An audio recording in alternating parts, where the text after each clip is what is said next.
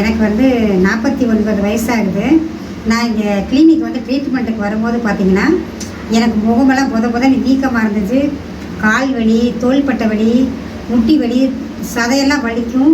கொஞ்சம் தூரம் நடந்தோம்னா இடது பக்கம் தொடையெல்லாம் வலிக்கும், நடக்க முடியாத, மூச்சு வாங்கிச்சு. இந்த ட்ரீட்மெண்ட்டுக்கு வந்ததுக்கப்புறம் படிப்படியாக வந்து உடம்புக்குள்ளே கழிவுகள் தங்கினாதான் இந்த கால் வலி, ஜாயிண்ட்டில் வந்து அழுக்கு சேர தான் இந்த பெயின் எல்லாம் வரும்ன்றதை நான் புரிஞ்சுக்க வச்சாங்க. ஒரு வாரமும் ஒரு ட்ரீட்மெண்ட்டில் அந்த உடம்புல இருக்கிற கழிவுகள்லாம் வெளியே போச்சு. கழிவுகள் வெளியே போகும்போது ஒரு மாற்றம், அரிப்பு வர்றது, கொஞ்சம் வலி வர்றது, இது வர்றதெல்லாம் ஒரு மாற்றங்கள்லாம் படிப்படியாக கொண்டு வந்தாங்க. ஃபஸ்ட்டு வந்து கழிவுகள் மோஷன் மூலமாக வெளியே போனது. நான் நம்மளுக்கே தெரியல நம்ம உடம்புல இவ்வளோ அழுக்கு இருக்குதான்றதே தெரியாத அளவுக்கு அவ்வளோ அழுக்கு வெளியே போயிடுச்சு.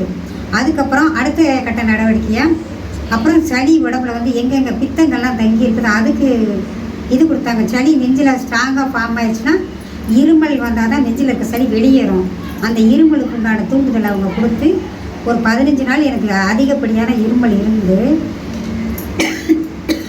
அதை வச்சு அந்த சளி மொத்தம் களைஞ்சு சளியும் பல வழிகளில் வெளியே போச்சு. தொண்டை வழியாக, மூக்கு வழியாக, எல்லா வழியுமே வெளியேறிச்சு சளி.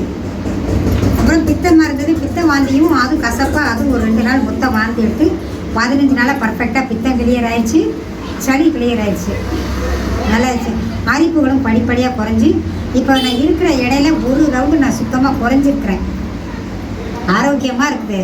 இது வந்து எந்தவித மருந்து மாத்திரை, எந்தவித பத்தியம், எந்தவித ஒரு கட்டுப்பாடு இல்லாமல் இவ்வளவு செயல்பாடுகளும் நடந்து முடிஞ்சிருக்கு. நீங்களும் வந்து மருந்து இல்லாத அந்த மருத்துவத்தை வந்து கலந்துக்கிட்டு பயனடைஞ்சு நீங்களும் நோயற்ற வாழ்வை குறைவற்ற செல்வமாக வாழுங்க. உடம்புல கட்டி வராது, சுகர் பிரச்சனை, பிபி ப்ராப்ளம், மனசழுத்தம், சோர்வு, டயர்னஸ் இல்லாமல் சுறுசுறுப்பாக நீங்கள் வயசை பற்றி நீங்கள் நினைத்தேல. உங்கள் மனசு இளமையாக இருந்தாலும் என்றும் நீங்கள் 16 தான். உங்களை யாரும் அசைக்க முடியாது.